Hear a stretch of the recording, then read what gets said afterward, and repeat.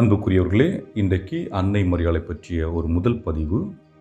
இந்த பதிவிலே லிட்டனி மன்றாட்டு மாலையில் உள்ள ஒரு பகுதி, முதல் பகுதியை பார்க்கின்றோம்.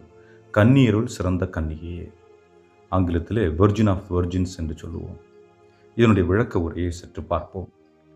எசாயா எழுதிய புத்தகம் அதிகாரம் 7 இறை வார்த்தை 14 கன்னி கருத்தாங்கி ஒரு மகனை பெற்றெடுப்பார், அவருக்கு இம்மானுவேல் என பெயரிடுவீர் என்று எழுதப்பட்டிருக்கின்றது. ஆக கன்னி கருத்தாங்கி அப்படி என்றால் ஒரு குழந்தை பெறாத ஒரு பெண்மணி கன்னி கழியாமல் குழந்தையை பெற்றெடுக்க இருக்கின்றார். அவர் மீட்பரை இந்த உலகிற்கு கொண்டு வருவார் என்ற செய்தி பழைய ஏற்பாட்டிலே கொடுக்கப்பட்டிருக்கின்றது. ஆக அந்த அடிப்படையிலே அன்னை மரியாளின் கன்னித்தன்மை என்பது, மரியா இயேசுவின் தாயாக இருக்கின்றார். ஆனால் மரியா கருவுற்றது தூய ஆவியின் கொடையால். ஆக தூய ஆவியின் உடனிருப்பால் கருவுறுகின்றாள். ஆகவே அன்னை மரியாள் தன்னுடைய கன்னிமையை இழக்கவில்லை. கன்னிமையை இழக்காமலே அன்னை மரியாள் குழந்தை பெற்றுக் கொள்ளுகின்ற அந்த ஒரு நிகழ்வை வெளிப்படுத்துகின்ற மன்றாட்டு மாலையினுடைய முதல் பகுதி. ஆக அன்னை மரியாள் அந்த நேரம் மட்டும் கன்னிமையோடு இருந்தாளா, அல்லது அவர்கள் வாழ்நாள் முழுவதும் கன்னிமையை கடைபிடித்தார்களா என்று பார்க்கின்ற பொழுது, அவர்கள் வாழ்நாள் முழுவதுமே அன்னை மரியாள் கன்னியாக தான் இருந்தார் என்பதுதான் நமக்கு கொடுக்கப்பட்டிருக்கின்ற உண்மையாக இருக்கிறது. காரணம், அன்னை மரியாள் தன்னுடைய விருப்பத்திற்காக வாழவில்லை. மாறாக அவர் தனக்கு முக்கியத்துவம் கொடுப்பதை விட பிறருக்கு முக்கியத்துவம் கொடுக்கின்றார்.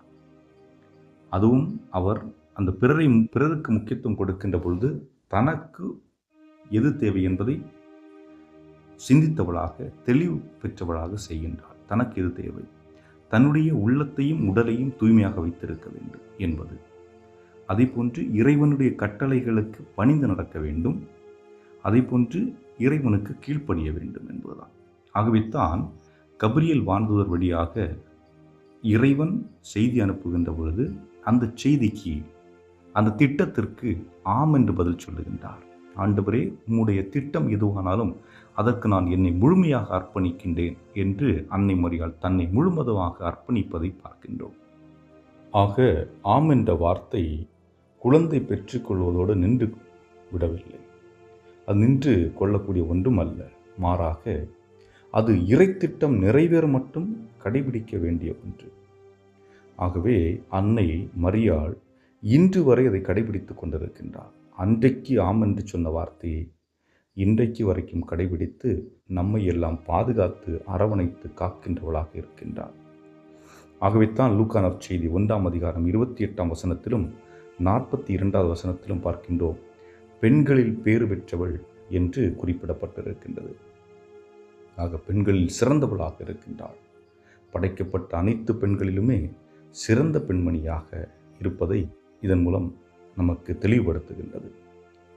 ஆகவே இந்த உலகிலே தன்னுடைய கற்பை அர்ப்பணம் செய்யும் ஒவ்வொருவருக்கும் அன்னை மரியாள் ஒரு சிறந்த எடுத்துக்காட்டாக இருக்கின்றார்.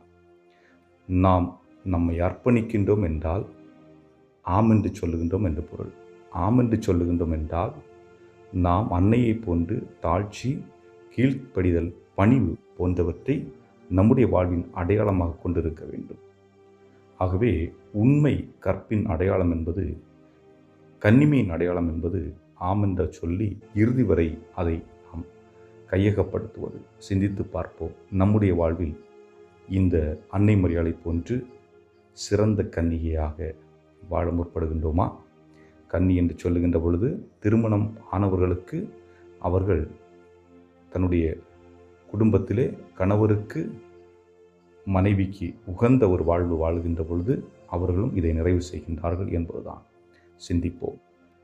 என்றும் வாழும் இல்லாமல் இறைவா, அன்னை மரியாளை போன்று நாங்களும் ஆண்டவருக்கு ஆமென்று சொல்லி எதற்கு ஆமென்று சொல்லி இருக்கின்றோமோ அவற்றையெல்லாம் முழுமையாக கடைபிடிக்க வேண்டிய ஆற்றலையும் அருளையும் எங்களுக்கு தந்தருள எங்கள் ஆண்டவராய் கிறிஸ்து வழியாக மன்றாடு